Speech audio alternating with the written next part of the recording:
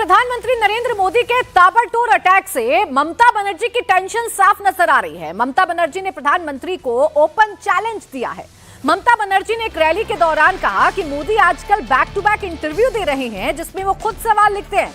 मैं उन्हें जनता के सामने इंटरव्यू देने की चुनौती देती हूं। मोदी चाहें तो इंटरव्यू गुजरात में रख सकते हैं। मैं वहां जाने को तैयार हूं और दोनों सवालों का सामना करें। চ্যালেঞ্জ হবে। আমি তো বারবার বলেছি আপনি কি করে ইন্টারভিউ দিচ্ছেন এখন? নিজে কোশ্চেন লিখে দেয়, নিজে উত্তর লিখে দেয় আর ছবিটা পাশে বসিয়ে দেয়। এটা চলছে আজকে। সেই জন্য বলেছিলাম পাবলিকলি হোক। বলুন কোথায় করবেন? গুজরাটে করবেন? যাচ্ছি গুজরাটে, আমি যেতে রাজি আছি। প্রেস কোশ্চেন করবে, ফ্রিলি কোশ্চেন করবে, আমাকেও করবে, ওনাকেও করবে। আমি দেখব জ্ঞান ভান্ডারে কত জ্ঞান আছে আর কতটা দেশকে চেনেন আর কতটা দেশকে ভালোবাসেন। বলছে আমি খানে খায়েগা भी नहीं खाने दूंगा ना, কি সব আগে বলেছিল। আর এখন জিজ্ঞেস করুন সব खा लिया, देश भी बेच दिया। बोले खाते खाते इतना खाया कि अब देश को भी बेच दिया, कॉन्स्टिट्यूशन को भी बेच दिया, इंसान को भी बेच दिया, सबको बेच दिया है। इसी के लिए हम लोग की क्या चाहते हैं? আমরা কি চাই?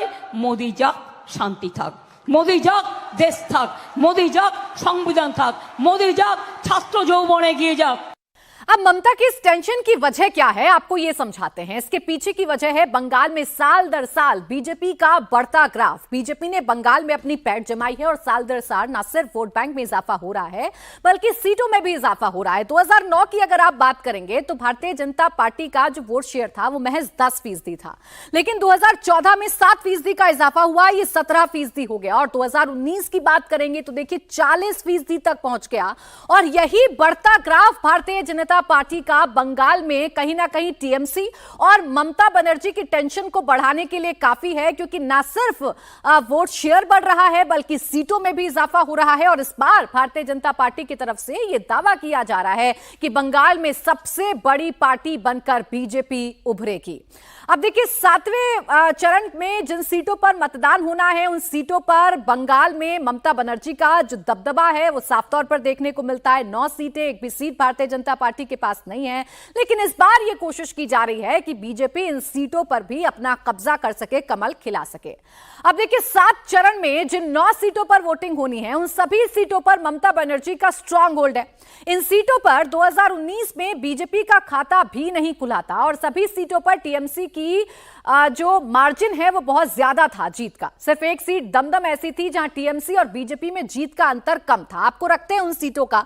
देखिए बसीरहाट सीट की बात करेंगे तो 2019 की विनर थी टीएमसी और यहां पर जो मार्जिन था वो 3 लाख से ज्यादा का था। इसके अलावा कोलकाता दक्षिण की बात करेंगे तो 1,55,000 का मार्जिन था, टीएमसी जीती थी। कोलकाता उत्तर में टीएमसी जीती थी, यहां भी 1 लाख से ज्यादा का मार्जिन था।